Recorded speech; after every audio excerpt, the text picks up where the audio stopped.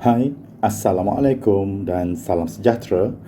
Saya mewakili rakan-rakan saya dari Kumpulan Ensam akan membentangkan projek kami iaitu di bawah mod PLC bagi Teacher Sharing Session yang mana kami akan memperkenalkan alat bantu mengajar yang telah kami bina yang dinamakan R&R Kit atau Reliable and Reasonable Kit. Jadi saya Muhammad Faizal bin Abdul Jalal akan mewakili rakan-rakan dari Kumpulan Ensam yang mana kumpulan kami diketuai oleh Anwar bin Ali Amran dan dibantu oleh Raja Swaran anak lelaki Shan Munggem dan Muhammad Rafi bin Abdul Latif. Yang mana kami telah membina satu alat bantu mengajar yang dinamakan R&R Kit iaitu Reliable and Reasonable Kit. Jadi apakah isu yang timbul yang telah mencetuskan idea kepada kami untuk membina peralatan ini? Jadi antara isu-isu yang telah ditimbulkan adalah yang pertamanya, Electromagnetic Induction merupakan sukatan pelajaran fizik program matrikulasi di bawah Kementerian Pendidikan Malaysia. Ini bermaksud pelajar perlu memahami tajuk ini untuk menjawab soalan peperiksaan. Seterusnya, didapati pelajar tidak boleh menentukan daya gerak aruhan. Dan juga kami berpendapat kami perlukan satu cara untuk mengenal pasti ruang bagi pembangunan profesional secara berterusan, yang mana kami cuba mencetuskan idea ini dan diketengahkan supaya boleh digunakan pakai oleh pensyarah-pensyarah yang lain. Seterusnya, apakah tujuan kami memperkenalkan alat bantu mengajar ini? Yang pertama sekali adalah untuk diperkenalkan kepada pelajar sebagai alat bantu mengajar dalam menentukan arah daya gerak aruhan. Ini adalah untuk memastikan pelajar dapat memahami konsep ini dengan mudah, seterusnya menarik minat pelajar dalam mempelajari fizik. Yang keduanya, untuk mengenal pasti ruang bagi pembangunan profesional secara berterusan. Sekali lagi, kami berfokuskan kepada penggunaan secara berterusan oleh pensyarah-pensyarah yang lain dan ia diperkembangkan di semua kolej-kolej di bawah Kementerian Pendidikan Malaysia. Jadi ini adalah bertujuan untuk memudahkan pemahaman teori fizik yang dipelajari oleh pelajar. Seterusnya, saya akan menerangkan apakah proses pelaksanaan yang berlaku di sepanjang pembinaan alat bantu mengajar ini. Jadi untuk proses pelaksanaan ini ia melibatkan 5 bahagian. Yang pertama adalah perancangan, diikuti dengan pelaksanaan, seterusnya refleksi, penambahbaikan dan kesimpulan. Jadi apakah perancangan yang telah kami laksanakan sebelum ini? Pertama sekali, berlaku perkongsian ilmu di antara pensyarah yang mengajar kuliah, yang mana ia telah dilaksanakan dengan mengadakan perjumpaan bersemuka yang dikenali sebagai Teacher Sharing Session, yang mana strategi digunakan pakai di sini adalah show, tell and share. Dan di sini R&R Kit diperkenalkan sebagai alat bantu mengajar atau ABM semasa para pensyarah mengajar hukum Lenz dan daya gerak aruhan dalam tajuk Electromagnetic Induction. Jadi, tujuan utama perkongsian tersebut adalah untuk membantu para pelajar dalam memahami hukum Lenz, seterusnya dapat menentukan arah daya gerak aruhan. Jadi di sini berlaku perbincangan di kalangan pensyarah dahulu yang mana mereka perlu memahami cara penggunaan alat tersebut dan terus diguna pakai di dalam kelas kuliah masing-masing. Dan ini amat-amat membantu proses pembelajaran fizik. Setelah selesai dengan perancangan, kami terus dengan langkah pelaksanaan yang mana R&R Kit telah diperkenalkan kepada pelajar melalui para pensyarah unit fizik Kolej Matrikulasi Melaka, yang mana R&R Kit ini telah diperkenalkan terlebih dahulu kepada semua pensyarah unit fizik Kolej Matrikulasi Melaka supaya mereka boleh menjadikannya sebagai alat bantu mengajar dalam proses pengajaran dan pembelajaran.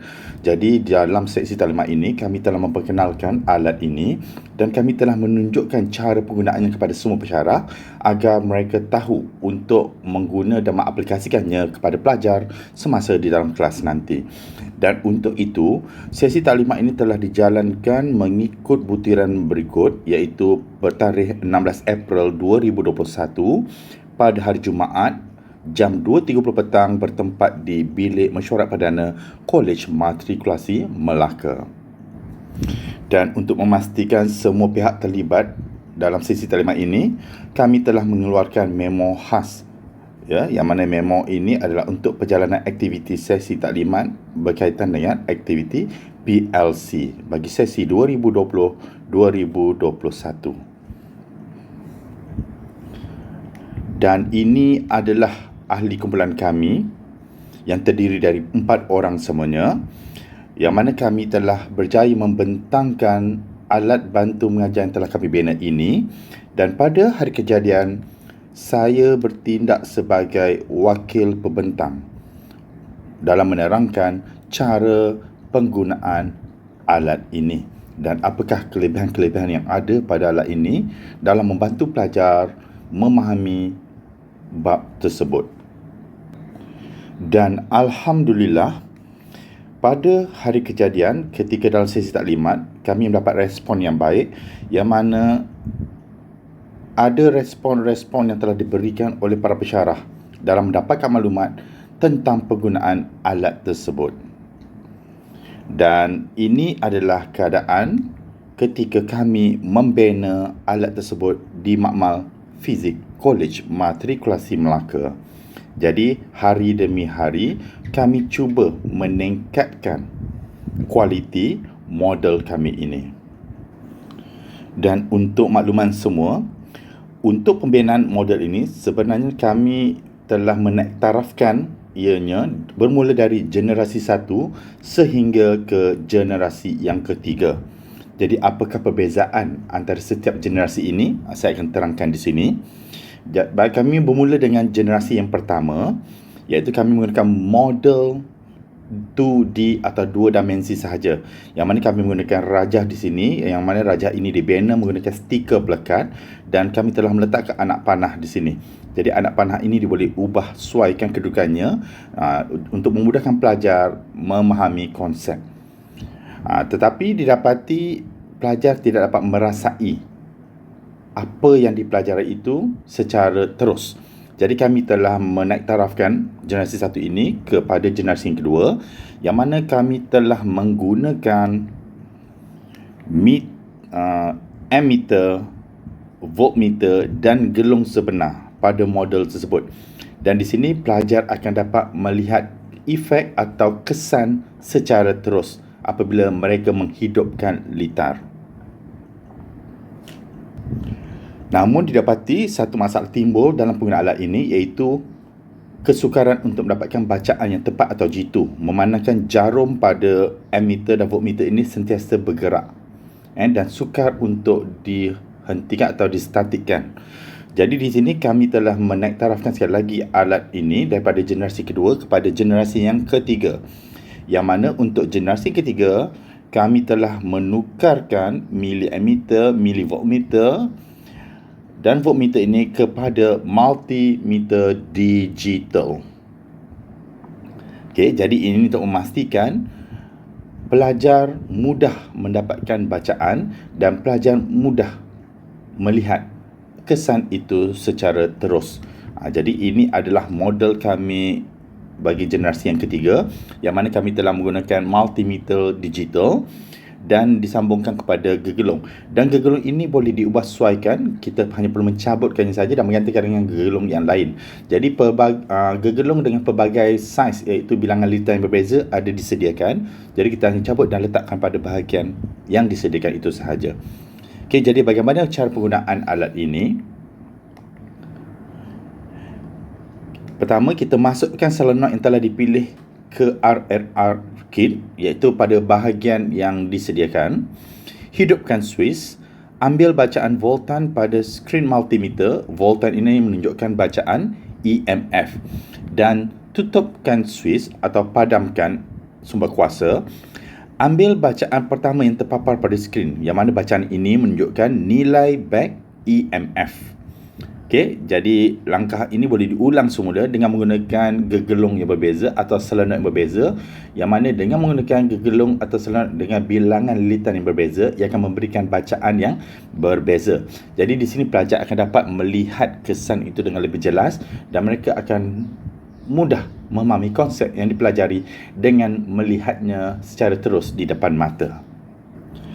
Dan untuk proses pelaksanaan ini, pengkaji telah melakukan ujian terhadap pelajar sasaran yang terlibat, iaitu pelajar PST Modul 1 dan Modul 2 bagi sesi 2019-2020, yang mana 72 orang pelajar terlibat dari praktikum S117, S135 dan S23T3.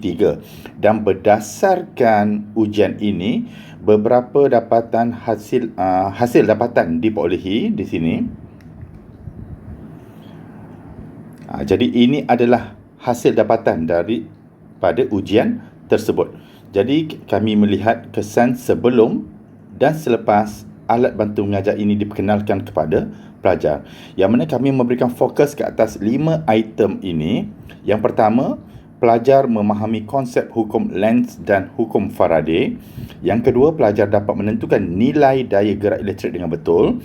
Yang ketiga, pelajar dapat menentukan arah daya gerak elektrik dengan betul. Yang keempat, pelajar dapat memerhatikan perubahan yang berlaku pada ketika switch dimatikan atau dihidupkan. Dan yang kelima, pelajar dapat menjelaskan perubahan yang menghasilkan daya gerak elektrik ketika switch dimatikan atau dihidupkan.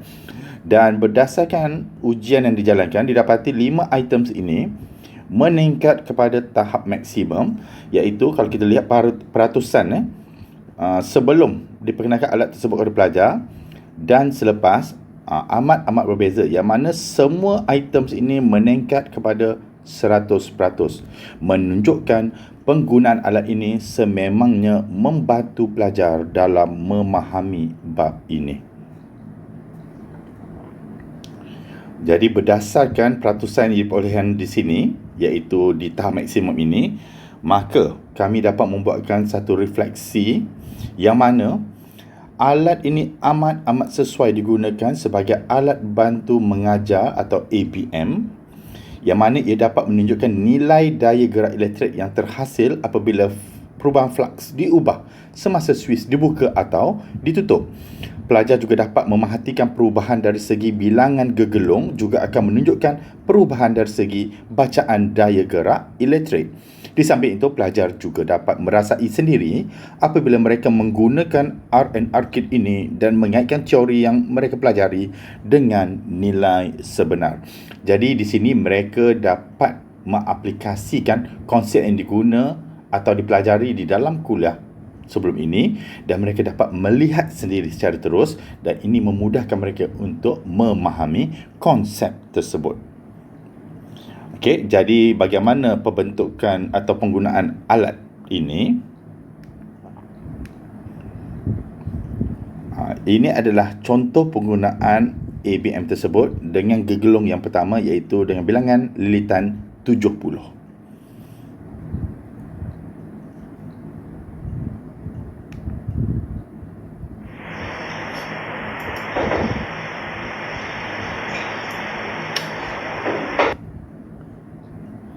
Okey, seterusnya gegelung ditukarkan kepada gegelung yang kedua, iaitu dengan bilangan lilitan sebanyak 150 lilitan.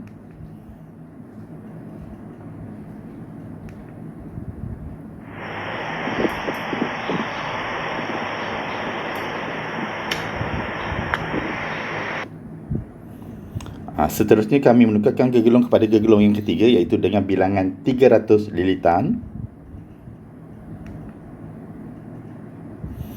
Jadi di sini kami ingin menunjukkan bahawa alat ini mudah untuk digunakan, iaitu kita hanya perlu mencabut gegelung tersebut dan menukarkan dengan gegelung yang perlu digunakan.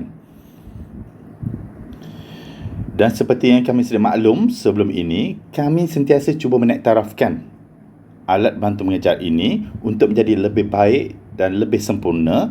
Jadi di sini kami ada merancang untuk melakukan inovasi tambahan bagi generasi keempat, di mana RNR ini boleh terus disambung kepada laptop atau komputer meja. Dengan itu, data atau nilai yang didapati terus direkod secara automatik. Dan kami melakukan demonstrasi melalui rakaman video dan disebar luaskan dalam saluran YouTube untuk memudahkan pelajar menggunakannya dalam norma baharu ini. Jadi kita sedia maklum, dalam norma baharu ini kebanyakan telah dijalankan secara non face to face, bukan secara bersemuka. Jadi kami perlu melakukan demonstrasi melalui rakaman video. Dan di sini YouTube sangat-sangat membantu dalam penyebar luasan produk kami ini. Dan berdasarkan keadaan ini, kami telah membuat kesimpulan bahawa RNR Kit berfungsi sebagai alat bantu mengajar yang sangat-sangat berkesan, yang mana ia telah membantu pelajar membina pemahaman, seterusnya membuat perkaitan dan konklusi yang akan berlaku kepada daya gerak elektrik jika ada perubahan dilakukan semasa suis dibuka atau ditutup. Di sini pelajar juga akan dapat melihat perubahan daya gerak elektrik dengan jelas jika bilangan gergelung diubah semasa menggunakan RNR Kit ini. Dan semestinya pelaksanaan teacher sharing session ini sudah pastinya dapat dijadikan sebagai satu platform perkongsian para pendidik dalam menjana modal insan yang cemerlang. Dan kami mengharapkan sesi ini dapat memperluaskan lagi penggunaan produk yang kami hasilkan ini, iaitu RNR Kit, yang mana diharapkan ia dapat membantu pelajar dalam memahami konsep dan seterusnya memudahkan pembelajaran fizik di masa-masa yang akan datang. Jadi itu sahaja dari kami. Sekian. Terima kasih. Assalamualaikum warahmatullahi wabarakatuh.